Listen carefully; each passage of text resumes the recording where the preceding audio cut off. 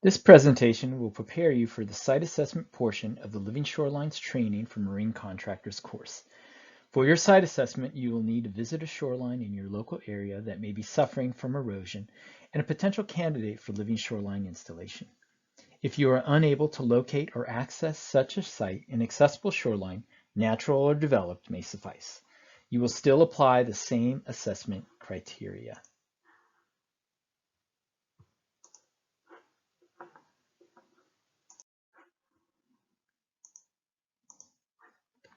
As covered in the lecture and in your manual, the site assessment worksheet will serve as your guide during your site visit. The criteria in the assessment worksheet will assist in identifying whether a living shoreline is necessary or feasible, and if so, what living shoreline elements, plants, reefs, sills, etc. are needed. The site assessment worksheet will help you document the existing conditions for the living shoreline design and preparation of permit documents. Having these criteria in a checklist format will streamline the site assessment and aid in planning a living shoreline. As covered in the lecture, the site assessment worksheet is shown here. Prior to visiting your site, please print out this worksheet located on pages 37 and 38 of your course manual. The rest of this presentation will cover and break down each criteria in the worksheet. As you continue to work on living shorelines as a commercial practice, this worksheet will help with all future assessments. As each shoreline may be unique, we encourage you to build upon this criteria and note any other features that will help you properly assess the site for potential living shoreline assessment. The first section of the assessment worksheet allows for entry of the site location or address, the time of the assessment, and your contact information. Also, under site conditions, you can enter any notes on the site obtained from your initial desktop analysis using the tools listed on page 39 of the manual. You can use the section to also enter any unique features about the site, either provided by your client or noted during your site visit. The next section assesses the severity of erosion at the site. This is important as this is likely the primary reason driving consideration of a living shoreline. Several rankings are shown ranging from none to severe. Although these are qualitative, assessing the severity of erosion may depend on comparing the site to shorelines in the area and local knowledge. Also included is identifying the source of the runoff. Understanding the source and its impact on locations within your site may dictate the design of the living shoreline and which and where specific elements may be installed.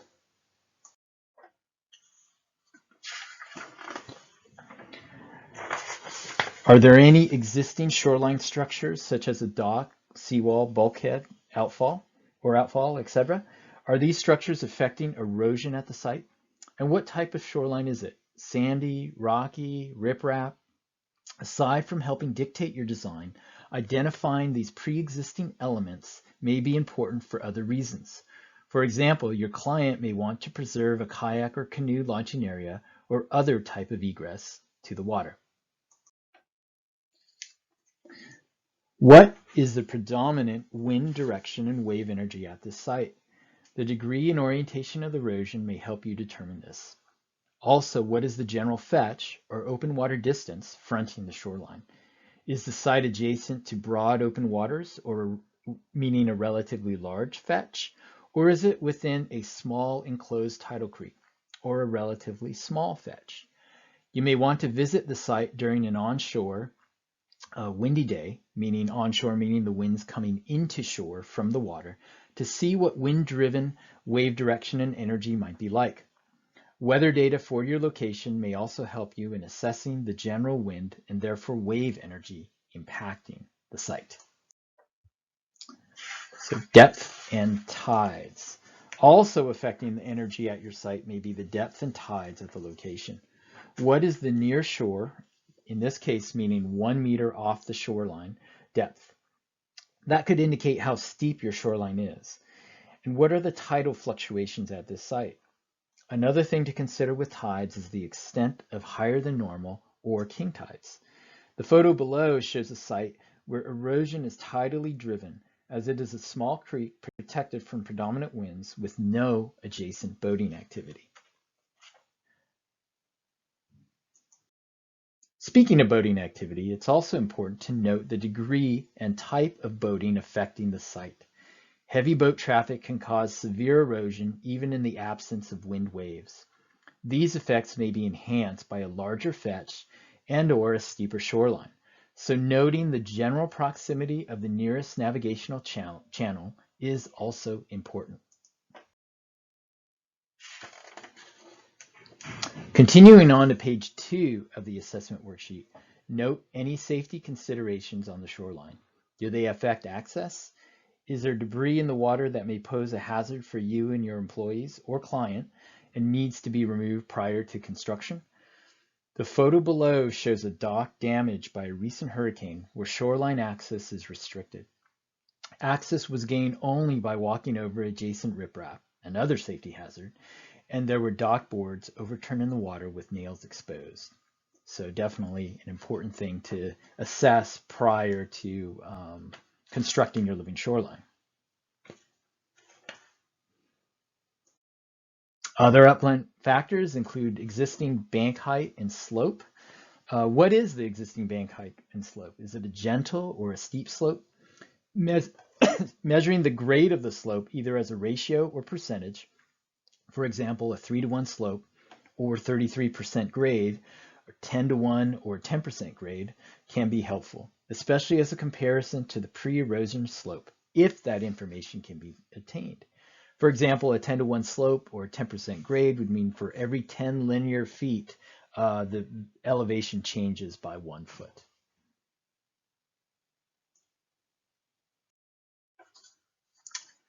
Additional upland factors to consider: are there sources of freshwater runoff, such as an outfall or directly off land? Are they natural or artificial? These may be points of erosion or areas that may affect water quality.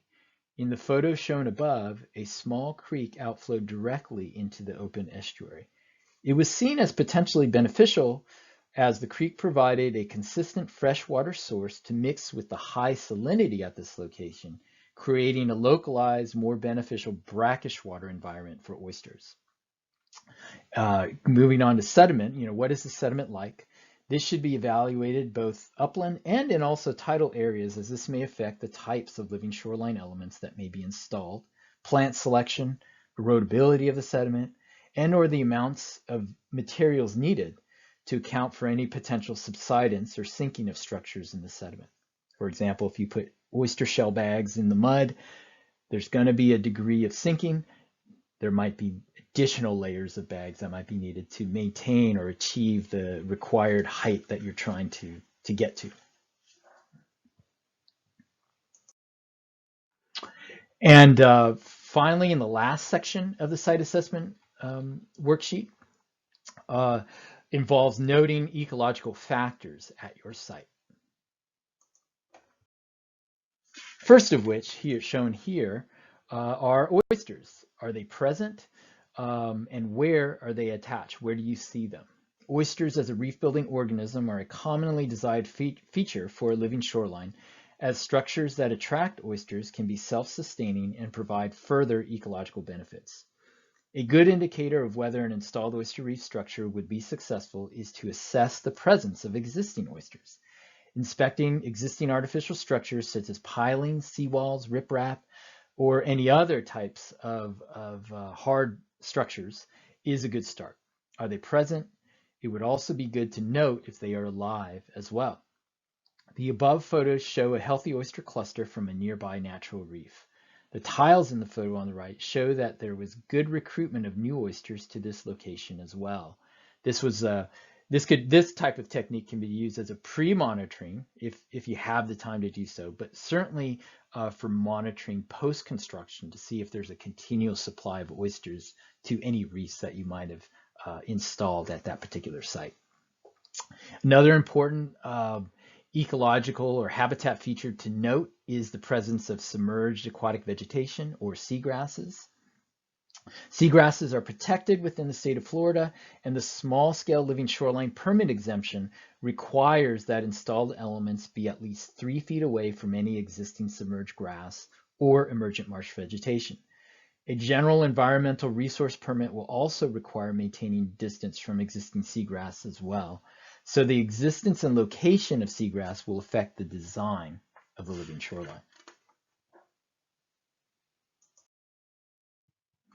Other ecological factors include the presence, especially of protected species, and behavior of shorebird species. It is anticipated that a living shoreline may enhance bird habitat, but the project should not impair existing bird habitat.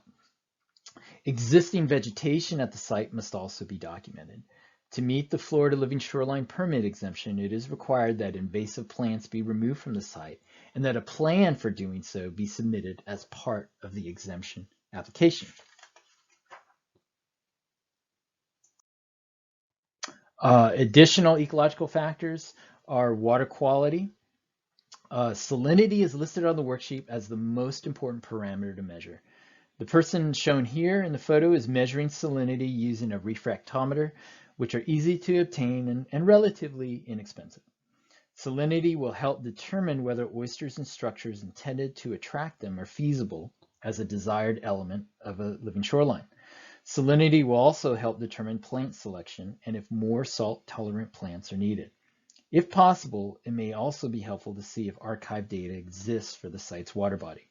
This could help to see if salinity greatly fluctuates with season or may possibly due to episodic events like freshwater releases, which could affect long-term or short-term oyster survival and sustainability.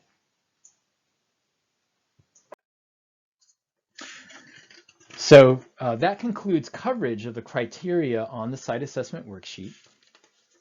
An example of what one would look like when it's filled out is shown here as well.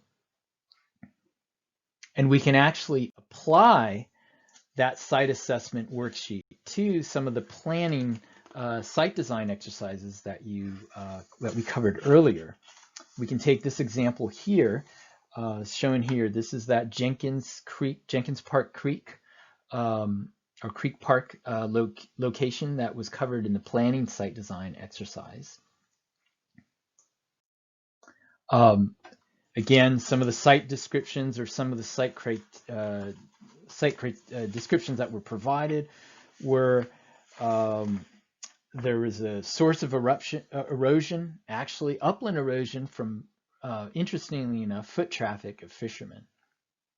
No existing shoreline structures and shoreline or shorelines like docks or riprap or anything like that.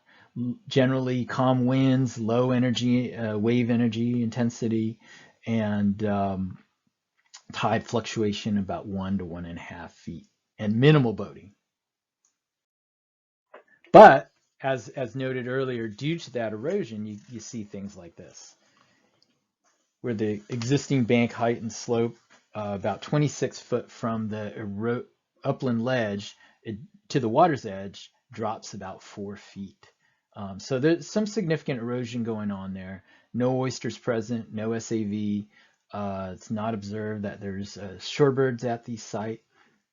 And it lists existing vegetation, both native and exotic, black needle rush, some black mangroves and palm trees, but nothing specific beyond that.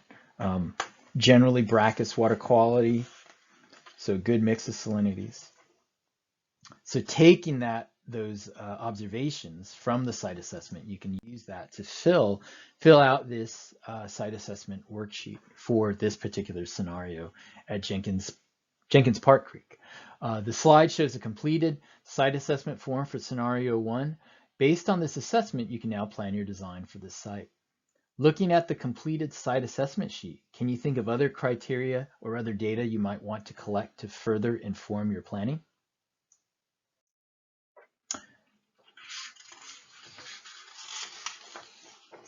So in conclusion, I hope this dissection of the living shoreline assessment will be helpful for your upcoming exercise. So for your site assessment exercise, please visit at least one shoreline site in your area Fill out the form as completely as possible. Feel free to use drawings and diagrams as you see fit, and make a recommendation for the shoreline based on your assessment. I look forward to discussing your assessment. Thank you.